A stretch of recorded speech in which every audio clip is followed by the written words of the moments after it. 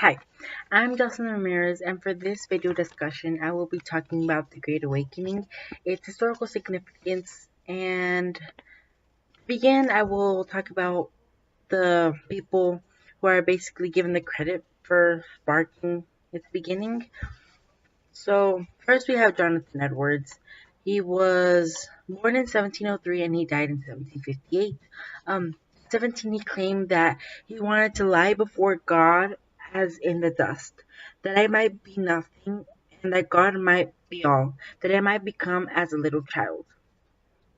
So Edwards was a pastor and he did not convert to the Church of England, and he was very worried about the New England colonists because he believed that they were pushing their faith aside to focus on worldly affairs. So, in one of his sermons, he claimed that God was an angry judge and humans were sinners. And surprisingly, the colonists listened to him. They listened to him because he spoke with conviction and fury. And another man that colonists listened to was George Whitefield, and he arrived in Philadelphia on November 8th, 1739, from England, and he was actually a trained actor.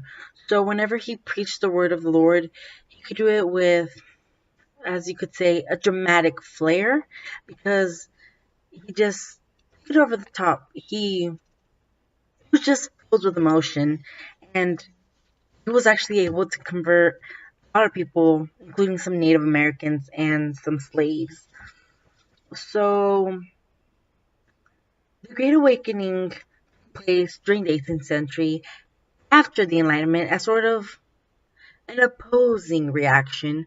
Um, so, it took place mostly in the New England colonies, um, such as Connecticut, Rhode Island, um, New Hampshire, Providence, and Massachusetts Bay, among the Baptists, the Calvinists, the Dutch Reformed, and it is actually significant to history now because it was actually a step towards evangelical Calvinism.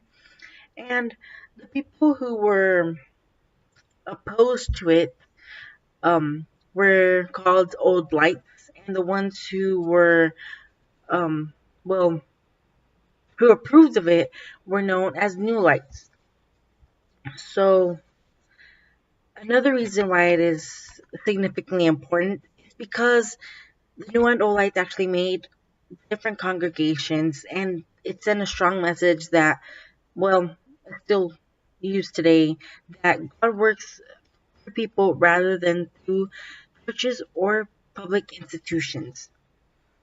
So it is that strong message is still used today because nowadays, well, in my experience, the churches that I have gone to, um, it doesn't matter if the church is small or if it's big, if it has hundreds of people or it has 10 people, because to them, what matters is the way you, well, how to explain this? You will call out to the Lord and the way you just adore Him and just care about it. So, um, it is actually like the third reason why it is very important now is because it is actually known as the most significant event for religion in America, and it was actually the first and biggest event that people in the colonies participated in. So that is all I have, and I hope you learned something from this. Thank you.